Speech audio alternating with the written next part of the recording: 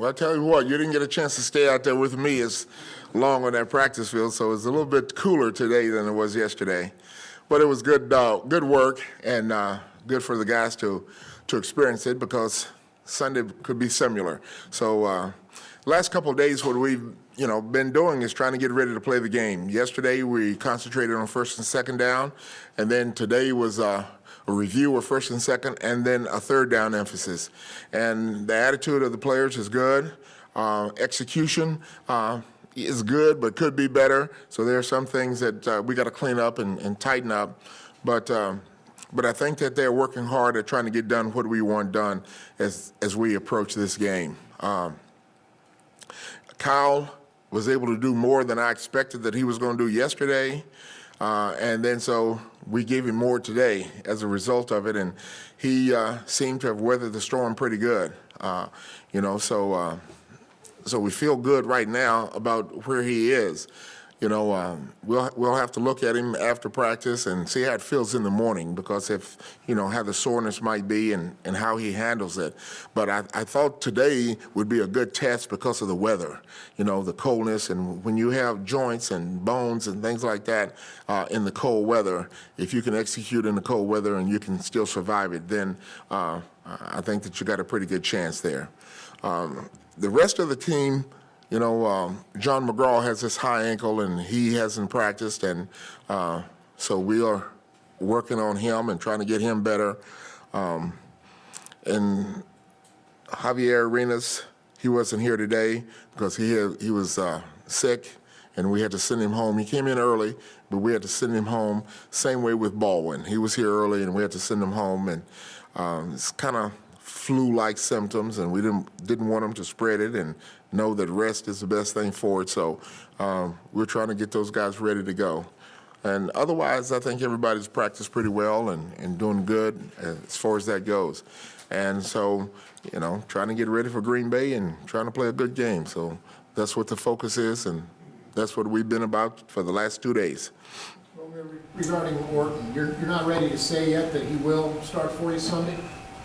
Well, let's say I can say he probably will start for us. And like I told him and told the team that if he could go, that he was going to be the guy, And so, and when I told him that, we didn't know exactly how he was going to be able to perform, with the finger. But he's done decent so far. So he probably will be the guy. You taking snaps? Yes. How's his grasp of the playbook? Good. He's sharp. He's sharp. And, plus, he's been here a little bit. And some of the system is similar because, he had Josh, was out there in Denver, and Josh knows the system a little bit. Some of the terms are the same and some of the concepts are the same, and he's able to pick up on it pretty good. So how long does it normally take for a quarterback coming in the middle of the year to grasp and do offense? Well, you know what? I think it depends, one, on the person and how sharp that guy is, how much he puts into it to study, and then also his experience a little bit, because an experienced quarterback has seen more things, he's been involved in more systems, and once he gets the terminology is the big thing. I think quarterbacks can understand concepts, but different terms. And so once he gets the terms down and the terminology down, then it's pretty easy to pick up for him. Romeo, regarding John McGraw, is he candidate for IR? You guys discussing doing that with him, or? I have not spoken with Scott about that. We're just trying to see if he will get well or how quickly he will go. They haven't given me a timetable about what they expect, but I'll tell you that high ankles generally take a little bit more time. So that hasn't been discussed, but that's a possibility. Langford takes his place in the regular defense, or? Yes. Washington? Well, Langford has been the guy who's been going back and playing, and so Donald will get some reps, and probably he'll be up for the game. And Donald played a couple weeks ago for us, and all these guys on this team, and I told them all that I said this point in the year, everybody has to be ready to play. And if you're in a backup role, you need to know what to do so that when you go in the game, there's no letdown, that you're not trying to figure out what to do. Just know what to do so that you can go in and perform. What are your thoughts on Langford? He's played for you some in recent games. Yeah, I think he's done a good job with what we've asked him to do. He's a big body. He's strong. He's a physical kind of guy. So he kind of fits the strong safety mold better than the free safety mold.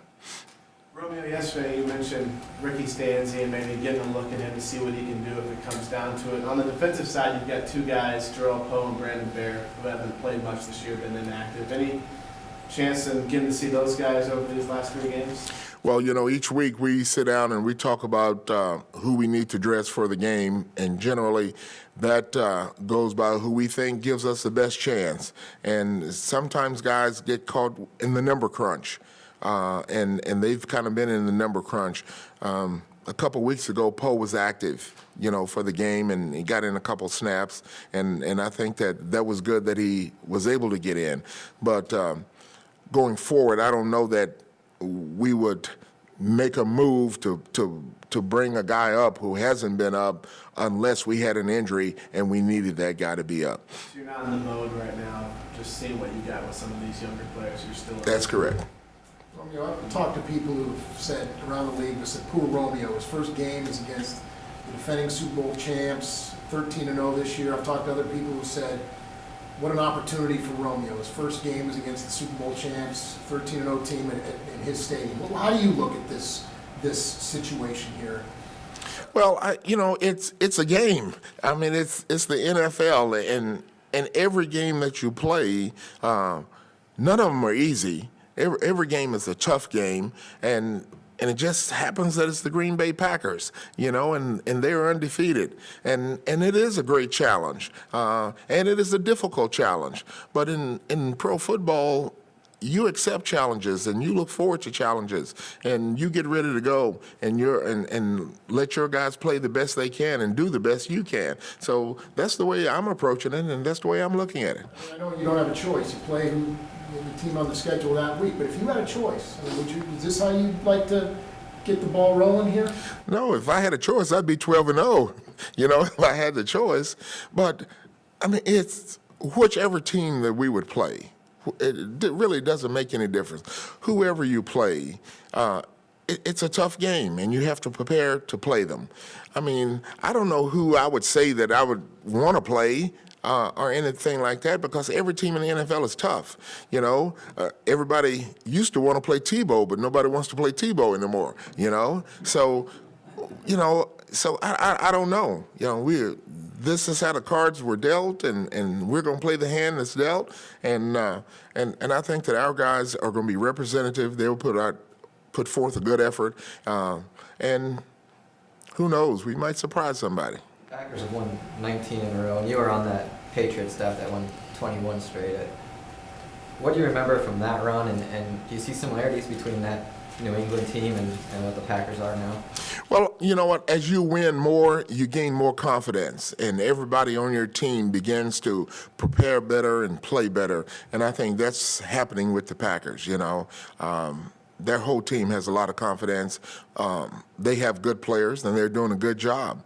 I think maybe the closest game they've been in this year is a 3-point game, but that's a credit to what they've been able to accomplish, particularly this year with what happened in the offseason. You mentioned before Josh McDaniels briefly. When he worked with you, he was a defensive assistant in New England with it. What were your early impressions of him and his ability to pick up football and sort of the finer points of the game? Oh, I mean, he has a good mind. He's a good football mind. He comes from a football family. His father was a coach, so he likes football. He was a quarterback, so he had the big picture view of the game. Plus, he was a worker, and generally when you have those quality control guys who you bring in young, the thing that you want to see if they'll work. And he would put in all kind of times to work, to do whatever we asked him to do, and you could tell then that he had a future. Could you tell from his time in Denver that could you see some bright spots despite kind of how it ended? I mean, could you see that this guy still has a future in this game as a head coach, maybe? Sure. I mean, because he's a smart kid.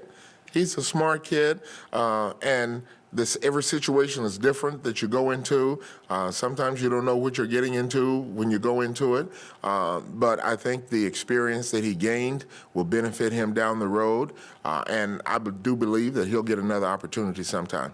Did you work for somebody that used to work for you? Sure. Todd used to work for me, you know. He was the quality control guy at the Jets, and when I was on the staff. And I've worked for him, so I can do that.